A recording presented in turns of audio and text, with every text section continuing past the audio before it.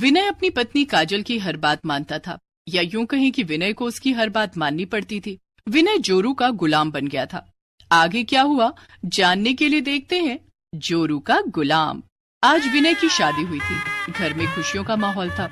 विनय के माता पिता, भाई बहन सब नई बहू के स्वागत की तैयारियों में जुटे थे। विनय जब अपनी नई नवेली दुल्हन काजल को घर लेकर आया तो सबने उन पर फूल बरसाए और नवविवाहित जोड़े का स्वागत किया।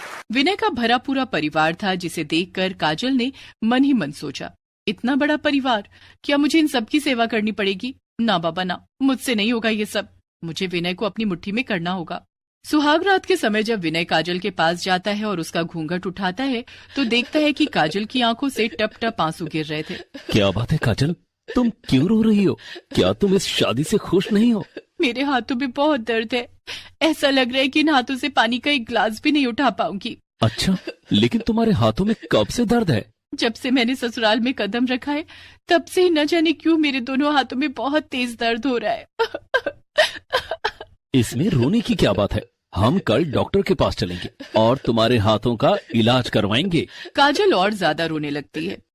लेकिन कल जब माँ जी पहली रसोई के लिए बोलेंगी तो उनको क्या कहूंगी? वो तुम मुझ पर छोड़ दो, मैं सब संभाल लूंगा। विनय की बातें सुनकर काजल के चेहरे पर एक कुटिल मुस्कान आ जाती है। दूसरे दिन जब विनय की माँ रोहिणी काजल को पहली रसोई बनाने के लिए कहती है, माँ, काजल के हाथों में बहुत दर्द है, ये कुछ काम नहीं कर पाएगी। मैं तो इसे लेकर डॉक्टर के पास जा रहा हूँ। तो पहली रसोई की रस्म कैसे पूरी होगी? माँ, तुम बना लो ना, तुम्हारे हाथ के बने खाने का कोई जवाब नहीं है। और वैसे भी ये सारी रस्में बहुत पुरानी हो चुकी है माँ। अच्छा, तुम लोग खाना खा लेना, मैं काजल को लेकर डॉक्टर के पास जा रहा हूँ। विनय काजल को लेकर डॉक्टर के पास चला जाता है और रोहिणी देखती रह जाती है। तभी विनय की बहन सेजल कहती है, माँ, भैया को देखा आपने?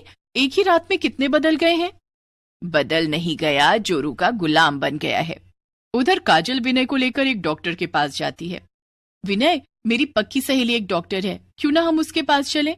मेरा इलाज भी हो जाएगा और मैं अपनी सहेली से मिल भी लूंगी। हाँ हाँ, क्यों नहीं, चलो। काजल डॉक्टर पारुल के पास जाती है। दरअसल काजल ने पारुल को पहले से ही बता दिया था कि विनय को क्या बोलना है। काजल के दोनों हाथों की नसें बहुत कमजोर हैं। इन पर ज्यादा जोर डाला गया तो इसके हाथों में पैरालिसिस भी हो सकता है, इसलिए ज्यादा से ज्यादा इसके हाथों को आराम दे। Okay doctor. उसके बाद काजल और विनय घर जाने लगते हैं। विनय, तुमने पारुल को ओके तो बोल दिया, लेकिन माँ जी जब मुझे घर का काम करने के लिए कहेंगी तब तो मुझे करना ही पड़ेगा ना? कैसी बात कर रही हो काजल? पारुल ने कहा है ना कि तुम्हारे हाथों में ज्यादा जोर नहीं देना है। तुम्हें घर का काम करने की कोई जरूरत नहीं है। घर का काम माँ और सेजल कर लेगी। Thank you Vinay, you are a best husband. अच्छा चलो ना, कुछ खाते हैं, मुझे बहुत भूख लगी है। हाँ चलो, मुझे भी भूख लग रही है। विनय और काजल एक रेस्टोरेंट में जाते हैं और दोनों खाना खाते हैं। घर आने के बाद विनय घर वालों को बता देता है कि काजल घर का कोई काम नहीं करेगी। ये सुनकर रोहिणी और सेजल समझ जाते हैं कि काजल ने विनय को पूरी तरह से अपनी मुट्ठी में कर लिया है। दूसरे दिन सुबह रोहिणी देखती है कि विनय रसोई में चाय बना रहा है। अरे विनय बेटा, आज तू रसोई में, सब ठीक तो है ना? हाँ माँ, सब ठीक है। मैं काजल के लिए चाय बना रहा हूँ। भैया, एक कप चाय मेरे लिए भी बना देना। तभी विनय का भाई विजय वहाँ आता है। भैया, एक कप चाय मेरे लिए भी बना देना। विजय, चाय तो अब बन गई है, तू अपनी चाय खुद बना ले। और हाँ, माँ और पिताजी के लिए भी बना लेना। इतना कहकर विनय चाय का ट्रे लेकर अपने बेडरूम में चला जाता है और काजल को बेड टी देता है। अब तो ये रोज का सिलसिला बन गया था। विनय काजल को बेड टी देता, रोहिणी और सेजल मिलकर नाश्ता और खाना बनाते और काजल मैडम खूब ऐश करती। यहाँ तक कि विनय के कहने पर काजल के कपड़े अब रोहिणी और सेजल को धोने पड़ते थे। एक दिन, अब विनय को इन सब से अलग कैसे करूं?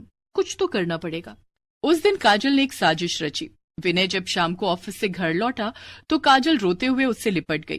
क्या हुआ काजल, क्या बात है? विनय, मुझे तो बताते हुए भी शर्म आ रही है। ये तुम क्या कह रही हो? आज तुम्हारे भाई ने मुझ पर गंदी नजर डाली। मैंने तुम्हारी माँ से जब उसकी शिकायत की तो वो मुझे भला बुरा कहने लगी। मैं अब इन लोगों के साथ और नहीं रह सकती। यहाँ मेरी इज्जत आबरू खतरे में है। काजल की बात सुनकर विनय आग बबूला हो गया। वो उसी समय विजय के कमरे में गया और उसे जोर का थप्पड़ मारा। विनय की इस हरकत से विजय को बहुत हैरानी हुई। क्या हुआ भैया, तूने अपनी भाभी पर गंदी नजर डाली? नहीं भैया, मैंने ऐसा कुछ नहीं किया। तो क्या काजल झूठ बोल रही है? निकल जा मेरे घर से। तभी वहाँ पर विनय के माता पिता आ जाते हैं। विनय, ये मेरा घर है, तुम विजय को घर से नहीं निकाल सकते। लेकिन पिताजी, आपने सुना नहीं विजय ने क्या किया है? तुमने काजल की बात तो सुन ली, लेकिन विजय को कुछ कहने का मौका नहीं दिया। तुम्हें अपने भाई पर भरोसा नहीं? ये भी तो हो सकता है काजल झूठ बोल रही हो। नहीं, काजल झूठ नहीं बोल सकती। तो ठीक है, तुम काजल को लेकर यहां से चले जाओ, विजय कहीं नहीं जाएगा। चलो काजल, अब हम ऐसे घर में नहीं रहेंगे जहां बहू की इज्जत ना होती हो। विनय उसी समय काजल को लेकर घर से निकल जाता है और किराए पर एक घर लेकर रहने लगता है। विनय और काजल परिवार की भीड़ भाड़ से दूर रहकर बहुत खुश थे। काजल को जहां अपने ससुराल वालों से पीछा छूटने की खुशी थी, वहीं विनय को भी अपने परिवार के छूटने का कोई गम नहीं था। या यूं कहें कि विनय पूरी तरह जोरू का गुलाम बन चुका था। कुछ दिन तो सब कुछ ठीक चलता रहा, लेकिन एक दिन अचानक विनय के जीवन में एक तूफान आ गया। विनय जब सोकर उठा तो काजल, मुझे कुछ दिखाई नहीं दे रहा है। कमरे में इतना अंधेरा क्यों कर रखा है? खिड़की से पर्दा हटा दो, सूरज की रोशनी घर में आने दो। विनय, दिन निकल आया है, सूरज की रोशनी कमरे के अंदर तक आ रही है और तुम्हें कुछ दिखाई नहीं दे रहा है? क्या सूरज की रोशनी कमरे में आ रही है? फिर मुझे कुछ दिखाई क्यों नहीं दे रहा है? कहीं मैं विनय फूट फूट कर रोने लगा। वो समझ गया था कि उसकी आंखों की रोशनी चली गई है। काजल, मुझे डॉक्टर के पास ले चलो। हाँ विनय, मैं डॉक्टर के पास जा रही हूँ, तुम्हारा अपॉइंटमेंट लगा कर आती हूँ, फिर तुम्हें डॉक्टर के पास ले चलूंगी। इतना कहकर काजल घर से निकल जाती है और अपने मायके आ जाती है। वहां आकर उसने अपनी माँ को सब कुछ बताया। अब उस अंधे के पास जाने की कोई जरूरत नहीं है, नहीं तो तेरी जिंदगी भी खराब हो जाएगी। इधर जब काजल काफी देर तक लौट कर नहीं आई तो विनय घबराकर उसे जोर जोर से पुकारने लगा, काजल, काजल, काजल। विनय पागलों की तरह चीखने लगा और काजल को पुकारने लगा।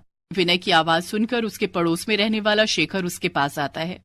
विनय शेखर को सारी बात बताता है। शेखर, क्या तुम फोन करके मेरे घर वालों को बता दोगे कि मैं बर्बाद हो चुका हूं? हाँ विनय, तुम चिंता मत करो, मैं अभी तुम्हारे घर वालों को बताता हूँ। शेखर विनय के फोन से उसके पिता को फोन करता है और सारी बात बताता है। थोड़ी ही देर में विनय के माता पिता और भाई बहन विनय के घर आ जाते हैं। भैया, आप बिल्कुल भी चिंता मत कीजिए, आपकी आंखों की रोशनी लौट आएगी। हम आपको अभी डॉक्टर के पास ले चलेंगे। वे सभी उसी समय विनय को डॉक्टर के पास लेकर जाते हैं।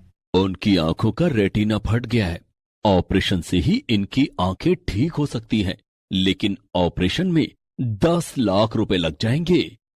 डॉक्टर साहब, आप पैसों की चिंता मत कीजिए, आप विनय की आंखों का ऑपरेशन कीजिए। डॉक्टर उसी समय विनय की आंखों का ऑपरेशन करता है और कुछ दिनों के बाद विनय की आंखें बिल्कुल ठीक हो जाती हैं। मेरी आंखें बिल्कुल ठीक हो गई, अब मैं देख सकता हूँ।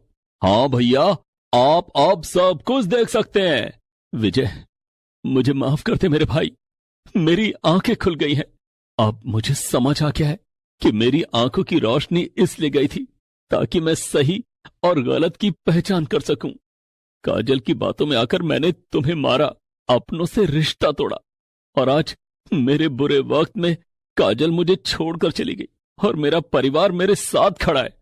सही कहा है किसी ने कि बुरा वक्त लोगों की पहचान कराने आता है, और मुझे पहचान हो गई है कि कौन मेरा अपना है और कौन पराया।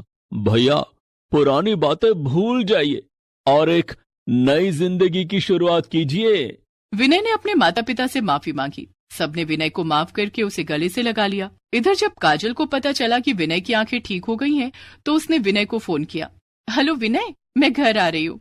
नहीं काजल, अब हम बहुत जल्द कोर्ट में मिलेंगे। विनय ने सोच लिया था कि अब वो जोरू का गुलाम नहीं बनेगा।